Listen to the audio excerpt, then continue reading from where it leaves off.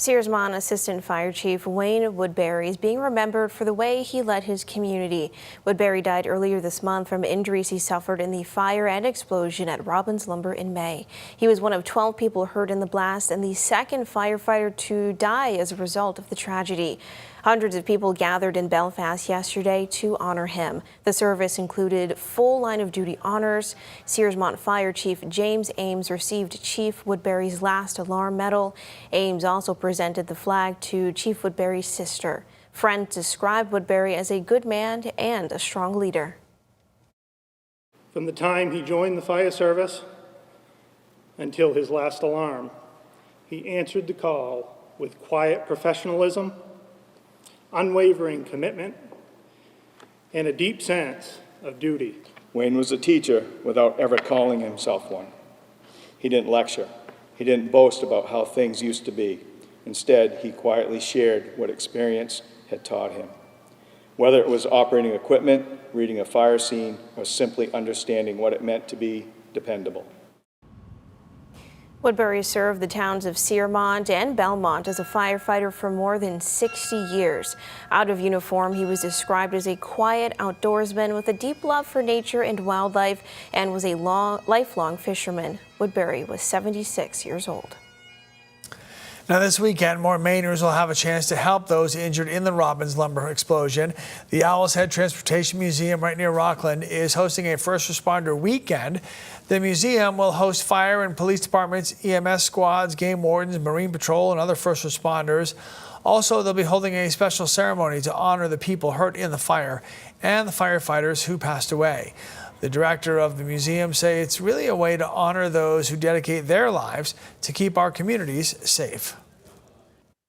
I just don't think that, again, we can say thank you enough to these people because they're embedded in our communities. These are people, these are our neighbors, okay? These are people that we see that are active, that have taken and made the commitment, okay, to support the community in a hazardous way that we often read about, we often recognize, but I don't think we ever say thank you enough.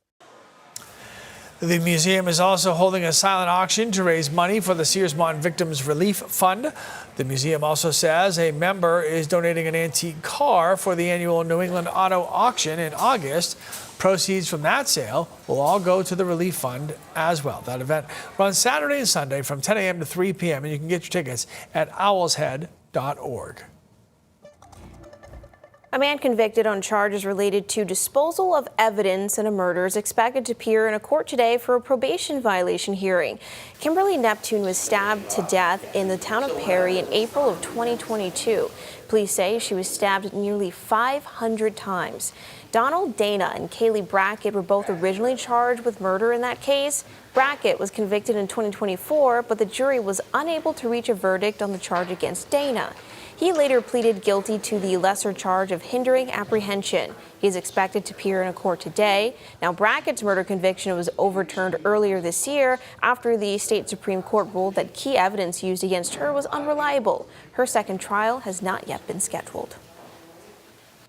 A woman charged with manslaughter and the death of an infant is expected to appear in court today after the state filed a motion to disqualify her attorney. State police say that an incident happened in Oakland in August of 2023. This was at a child care that was owned by Lisa Barney.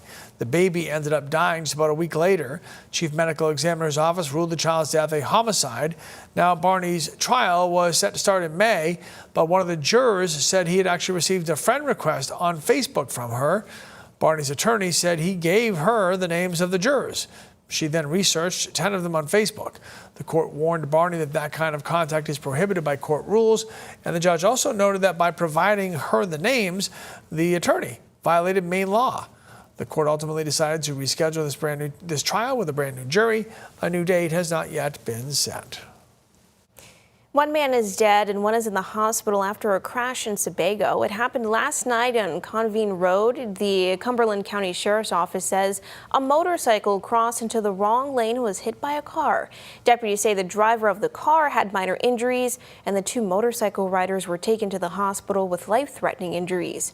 One of them died and the other is still in critical condition. The Sheriff's Office says the motorcyclist appeared to have been speeding and they say neither rider was wearing a helmet. State police say they're investigating a crash that injured a DOT worker. Police say yesterday afternoon there are 3 workers on the northbound side of I-295 in Gardner. Officials say the vehicle was in the breakdown lane with the warning lights on. 2 workers stayed in the truck. A 3rd one went out into the road to remove some tire debris. Ultimately, he was hit by a car and taken to the hospital. Investigators say his injuries are not considered to be serious.